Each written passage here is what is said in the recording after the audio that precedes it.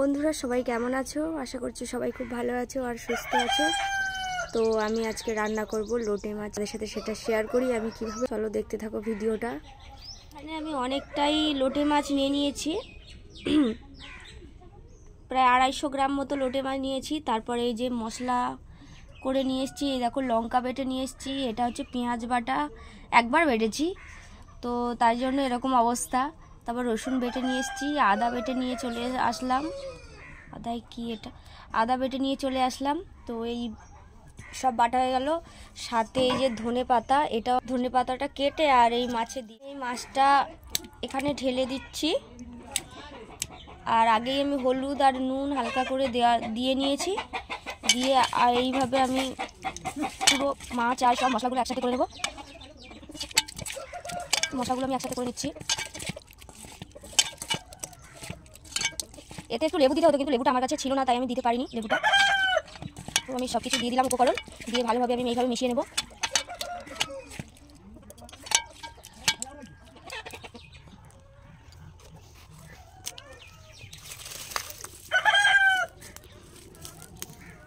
এবার আমি কড়াইটা উপরে দিয়ে দিচ্ছি। কড়াইটা এর আগে একটু রান্নাবান্না করেছি, তার জন্য কড়াইটার অবস্থা দেখো মানে বাজে হয়ে গেছে, একদম কালো কালো লাগছে। এতে একটু আমি কড়াইতে একটু তেল দিয়ে দেবো।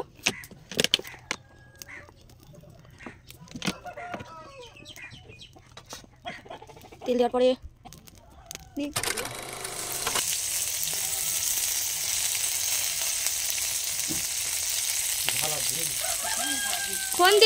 ফোড়ন দিয়েছি গো। তারপর কি দেবো?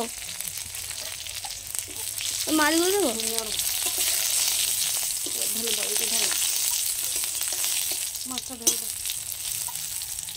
হিচকি উঠছে তো, হিচকি উঠছে।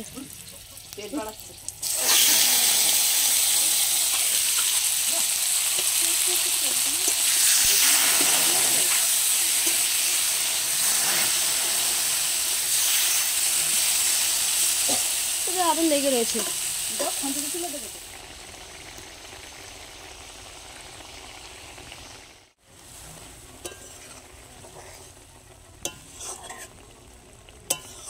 বন্ধুরা দেখো, মাছের এটা হচ্ছে টোপগা, মানে লোটে মাছের টোপগা। আমি প্রথমবার রান্না করলাম, জানি না কেমন হবে, আমার বর কি বলবে।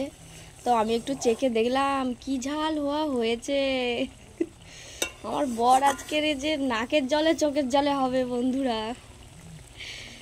তো হয়ে গেল আমার রান্না। এতে একটু গরম মশলা দিলে ভালো হতো, কিন্তু আমার কাছে গরম মশলা নেই, তার জন্য আর দিতে পারলাম না। এবার আমি নামিয়ে নেব। মাছের টোপগা হয়ে গেছে, কিন্তু মাছের টোপগাটা আমি জানি না, আমি প্রথমবার করলাম, কেমন হয়েছে জানি না।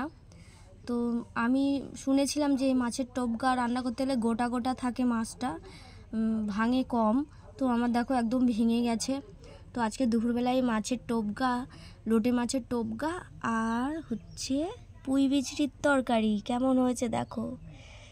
এটা তো আমি জানি ভালোই লাগবে, ওটা কেমন লাগবে আমি ঠিক জানি না। লাইক কমেন্ট করো। দেখতে পাচ্ছ কত সুন্দর হয়েছে। আমার মতে তো এই তরকারিটা ভীষণ সুন্দর হয়েছে, আর এটা কেমন হয়েছে জানি না, ফার্স্ট টাইম রান্না করলাম।